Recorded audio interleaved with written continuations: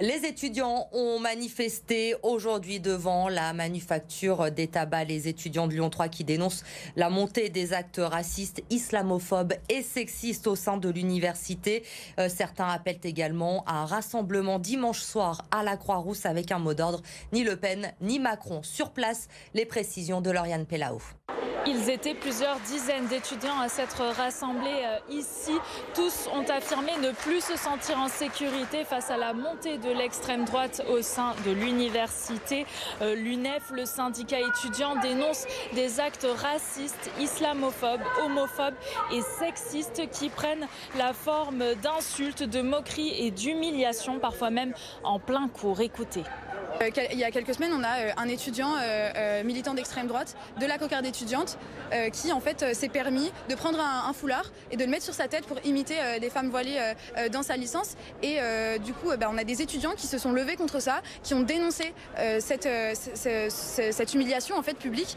Et en fait, l'étudiante voilée de l'amphi en fait est partie en pleurant parce que voilà, elle avait été humiliée devant un amphi de plusieurs centaines de personnes et que personne ne réagissait. Et les personnes qui réagissent aujourd'hui se font intimider par des militants d'extrême droite. Donc nous aujourd'hui, on est réunis, on est mobilisés pour montrer que l'extrême droite n'a pas sa place sur nos lieux d'études, dans la société, que l'université doit prendre ses responsabilités, doit agir pour permettre en fait à tous les étudiants de l'université Lyon 3 d'avoir des conditions d'études saines pour être tous égaux dans la poursuite des études et dans la réussite dans les études. Le syndicat étudiant demande à l'université de sanctionner les auteurs de ces actes pour pouvoir retrouver un climat apaisé au sein de la fac. Il demande aussi la mise en place d'une cellule d'écoute pour les victimes. De son côté, l'université affirme qu'elle sera intransigeante face à ces comportements. L'UNEF doit rencontrer Éric Carpano, le président de l'université Lyon 3, ce vendredi. L'université qui a fait savoir aujourd'hui qu'elle avait saisi la justice après ces accusations de racisme et de discrimination. Et toujours concernant Lyon 3, l'association chargée d'organiser le bal de fin d'année a publié un nouveau communiqué aujourd'hui suite à l'annulation de l'événement par le président de la fac. Elle demande une médiation et l'arbitrage du recteur de l'académie et n'exclut pas un recours devant la justice si aucune solution n'est trouvée. Nous devons faire barrage à l'élection de Marine Le Pen en utilisant le bulletin Emmanuel Macron. Le maire de Lyon ne pouvait pas être plus clair. Grégory Doucet signe aujourd'hui une tribune avec les maires de Tours et de Poitiers. Il appelle également au rassemblement de la gauche en vue des élections législatives pour imposer une cohabitation. Écoutez-le au micro de Jade Terlinck. On doit faire face aujourd'hui à plusieurs grandes crises. Bien évidemment, plusieurs crises environnementales, l'effondrement de la biodiversité, le réchauffement climatique notamment. La démocratie est aussi mise à mal. Les inégalités se sont creusées dans notre pays comme à peu près partout sur la planète. Donc on a besoin de gouverner dans le plus grand consensus possible et dans le plus grand consensus à gauche. À Lyon, j'ai dans mon exécutif des gens qui sont issus du Parti Socialiste, qui sont issus de la France Insoumise, qui sont aussi de différents mouvements lyonnais qui se situent à gauche. Nous arrivons à travailler en très bonne intelligence et nous arrivons justement à gouverner. Et c'est l'exemple que je nous invite à suivre pour l'ensemble du pays. Et à 3 jours du second tour de l'élection présidentielle, certains électeurs ont déjà voté à la maison d'arrêt de Corba. Les détenus qu'ils souhaitaient ont pu se rendre aux urnes ce mercredi, mais également ce jeudi. Au premier tour, 80% des inscrits avaient voté. Vincent Serrano. À la maison d'arrêt de Corba, les détenus ont la possibilité de voter sur place, précisément dans le gymnase qui leur sert habituellement de salle de sport. Je vous laisse vérifier vos informations. Nous sommes mercredi et le vote pour le second tour a déjà lieu. Alors ils votent déjà parce que tous les votes sont rassemblés au niveau de l'administration centrale. Donc ils vont tous être acheminés vendredi à Paris pour être dépouillés en même temps que tous les autres votes dimanche soir. L'établissement pénitentiaire s'occupe de tout l'administratif pour inscrire les personnes souhaitant voter. Sur les 1000 prisonniers présents à Corba, 150 ont demandé à être inscrits sur liste électorale. 120 ont vraiment voté au premier tour, dont Gisèle qui a toujours mis son bulletin dans l'urne depuis ses 18 ans. Moi je trouve ça un peu dommage que les gens ne votent pas.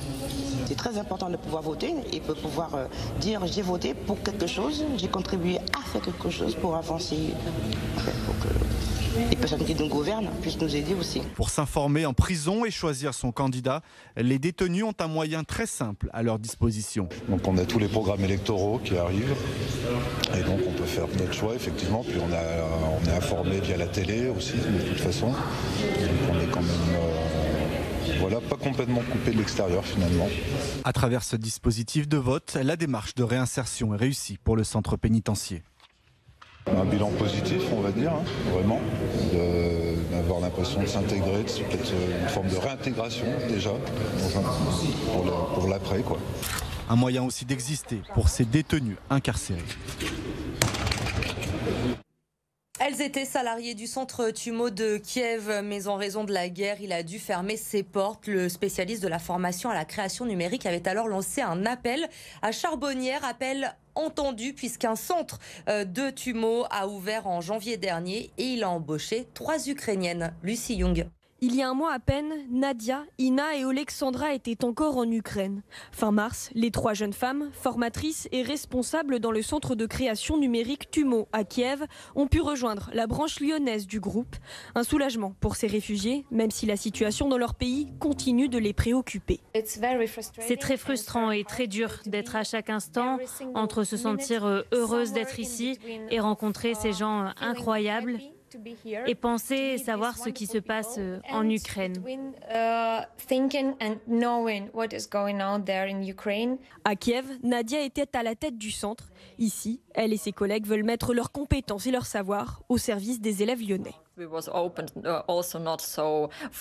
On a ouvert il n'y a pas très longtemps, c'était en septembre 2021. C'est aussi intéressant pour le centre de Lyon de comparer et d'avoir notre expérience. On veut être aussi utile que possible ici, pas seulement prendre ce dont on a besoin, mais on peut apporter quelque chose, on essaye de faire ça. Le directeur n'a d'ailleurs pas hésité avant d'accepter d'accueillir les 3 Ukrainiennes. Leur présence au sein du centre est une vraie plus-value pour les apprentissages. Elles avaient développé des contenus, par exemple sur toute la formation robotique. Celle qui est venue, elle avait déjà tout un contenu qui était prêt. Et ça, évidemment, c'est très utile pour nous. Nous, on va créer notre premier lab robotique à partir du 4 mai. Donc, on bénéficie en fait de tout ce contenu pédagogique qui est très intéressant. Nadia, Ina et Oleksandra sont employés à TUMO pour 3 mois au moins. Leur contrat pourrait être prolongé si la situation ne s'améliore pas d'ici l'été. Ça devient malheureusement une habitude. Cette saison, l'OL est incapable d'enchaîner les bons résultats. Après une victoire contre Bordeaux dimanche dernier, les Lyonnais ont chuté hier soir à Brest, laissant encore des points précieux dans la course aux places européennes. Cet après-midi, retour à l'entraînement avec une bonne nouvelle. Vous l'apercevez, Maxence Cacré de retour à l'entraînement. Anthony Lopez, en revanche, manquera encore le match de ce week-end face à Montpellier. On va écouter Peter Bosz, justement, aujourd'hui. Il nous a livré son sentiment au micro d'Arthur Blé. Dessus parce qu'on sait qu'on a besoin des résultats, on a besoin des matchs gagnés pour arriver là où on veut être. Donc, surtout ça. Non, mais c'est clair que chaque match qu'on perd, ça sera de plus en plus dur d'arriver là où on veut être. C'est vrai. Mais encore une fois, c'est pas fini. Mais maintenant, on a 5 matchs. Les autres, ils jouent entre eux. Et l'espoir est toujours là, surtout chez moi, parce que je sais que c'est fini quand ça c'est plus possible. Et maintenant, avec 5 matchs, ça reste toujours une chance, une petite chance, mais il est là. Et le moment où la chance est là, je veux aller au bout.